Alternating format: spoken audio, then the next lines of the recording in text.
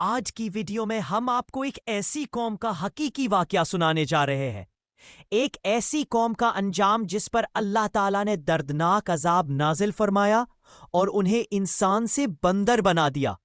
یہ کوئی داستان نہیں، یہ قرآن و حدیث میں بیان کردہ ایک سچا واقعہ ہے۔ گزارش ہے کہ اس قصے کو آخر تک ضرور سنیے گا۔ یہ واقعہ حضرت داؤد علیہ السلام کے زمانے میں پیش آیا۔ سمندر کے کنارے ان کی بستی ایلا آباد تھی، جہاں سرسبز باغات، ہریالی اور اللہ کی بے شمار نعمتیں موجود تھی۔ لوگ مچھلیوں کے ذریعے کاروبار کرتے اور بڑی خوشحال زندگی گزارتے تھے، لیکن جیسے جیسے نعمتیں بڑھتی گئیں ان کے دل غفلت کا شکار ہوتے گئے۔ گناہوں میں اضافہ ہوا اور اللہ کی نافرمانی عام ہونے لگی۔ پھر اللہ تعالیٰ نے اس قوم کو آزمانے کا فیصلہ فرمایا اور حضرت داؤد علیہ السلام پر وحی نازل ہوئی کہ اپنی قوم کو بتا دے کہ ہفتے کے دن مچھلی کا شکار مکمل طور پر حرام ہے۔ یہ حکم سنتے ہی پوری قوم پریشان ہو گئی، کیونکہ ہفتے کے دن مچھلیاں سب سے زیادہ ساحل پر آتی تھیں جبکہ باقی دن بہت کم ملتی۔ مگر اصل امتحان یہی تھا جسے یہ قوم نہ سمجھ سکی۔ اسی وقت شیطان نے ان کے دلوں میں ایک فریب ڈالا۔ اس نے کہا، سمندر سے نالیاں نکالو، خشکی میں بڑے بڑے تالاب بنا لو، ہفتے کے دن مچھلیاں ان میں خود داخل ہو جائیں گی اور اگلے دن یعنی اتوار کو تم آرام سے انہیں پکڑ لینا۔ قوم کے نافرمان لوگ اس دھوکے میں آ گئے۔ انہوں نے نالیاں کھودی، تالاب بنائے اور ہفتے کے دن بے شمار مچھلیاں ان میں جمع ہونے لگیں۔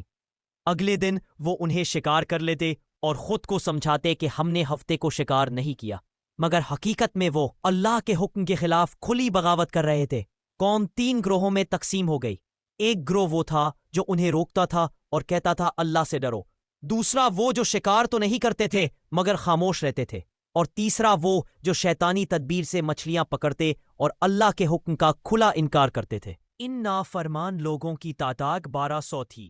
حضرت داؤد علیہ السلام نے انہیں بارہا سمجھایا مگر وہ باز نہ آئے۔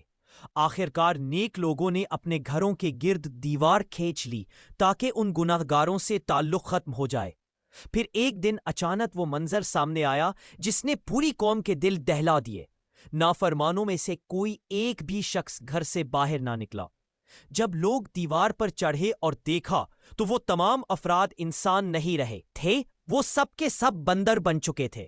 جب لوگ ان کے گھروں میں داخل ہوئے تو بندر اپنے رشتہ داروں کو پہچانتے تھے، ان کے پاس آ کر کپڑے سونکھتے، سسکیاں بھرتے، روتے تھے مگر بول نہیں سکتے تھے۔ یہ وہی لوگ تھے جو اللہ کا حکم توڑ کر اس کے غضب کو دعوت دیتے رہے تھے۔ یہ بندر بنی ہوئی قوم صرف 3 دن تک زندہ رہی۔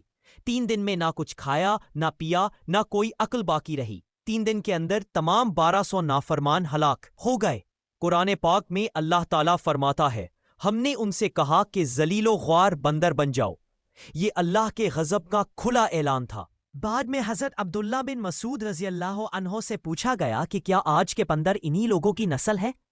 انہوں نے فرمایا کہ اللہ جس قوم کو مسخ کرتا ہے اس کی نسل آگے نہیں بڑھتی، وہ چند دن زندہ رہ کر ختم ہو جاتی ہے۔ اس لیے آج کے بندر اس قوم کی نسل نہیں ہے۔ قوم سبت کے بندر 3 دن میں ختم ہو گئے تھے۔ دوستو، یہ واقعہ ہمیں سکھاتا ہے کہ اللہ کی نافرمانی چاہے کسی چالاکی یا بہانے سے کی جائے، اللہ کے سامنے کچھ چھپا نہیں رہتا۔